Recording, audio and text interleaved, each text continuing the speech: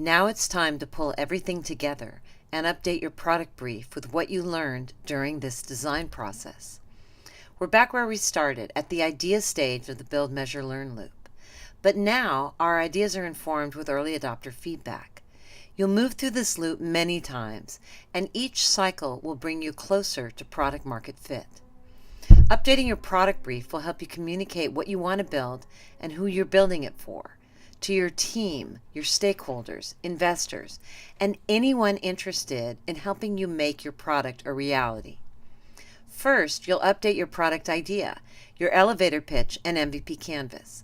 You can use the MADLIBS template from Step 2 to create your updated elevator pitch, or express your pitch more succinctly with a tagline or statement. You'll also want to include the before and after canvas you created in Step 10 to communicate your current strategic thinking about your product. For example, our first Covet fashion elevator pitch used the MADLIBS format to help organize our thinking. Once we understood our market and core value prop better, we developed and tested several potential taglines, including Build Your Dream Closet and Discover Your Personal Style, shorter, punchier statements that express the core value proposition for our intended audience. Next, you'll communicate the key research results, along with a brief overview of the methods you use to get those results. Keep your description of your research methods very short. Just summarize the basics for anyone who's interested.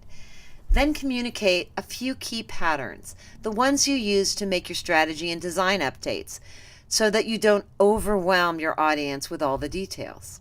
For example, on Covet Fashion, we ran tests on fashion-loving young women that we recruited from several different channels. As a result, we identified several distinct play styles that helped us understand our players' needs and desires. The fashion browser, who loves immersive, escapist experiences. The co-creator, who loves to shop, dress, and get feedback from a trusted friend. And the armchair stylist, who enjoys rating outfits and telling other people how to dress better. Finally, you'll introduce your updated design, the customer narrative and core loop, and outline a small focused pilot project to test that design and your key assumptions. You can include your narrative and core loop that you created during Step 11, and then sketch out a pilot project plan that will test your assumptions and this updated design. Here are the key screens for the Covet Fashion product narrative and the core loop.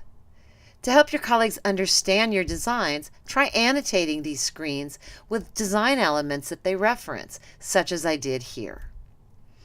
The Covet Fashion pilot project needed to test whether players would purchase items within the game with real dollars, our core new assumption. So we created a plan, scoped the design, and used this to get the budget and resources needed to make Covet Fashion a reality. As you're updating your product brief, watch out for these common speed bumps. This document is a summary of actionable, relevant info, not an exhaustive treatise on every detail that you learned during the process. Too much documentation is a sign of weak pattern recognition and makes it much harder to focus on the important takeaways. Watch out for the natural tendency to expand your scope and broaden your goals, especially if you've gotten big-time confirmation on your product idea.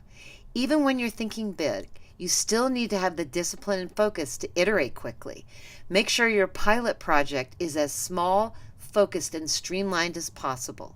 Be disciplined and clear about what you need to learn in order to move ahead. And finally, make sure you have the ability to get the resources and support you need to actually build this. A lack of cross-functional collaboration and support can dramatically slow you down and trip up your implementation plans. To route around this, try to get stakeholders on board early in your project, update them regularly, and educate them about the advantages of lean practices and customer discovery.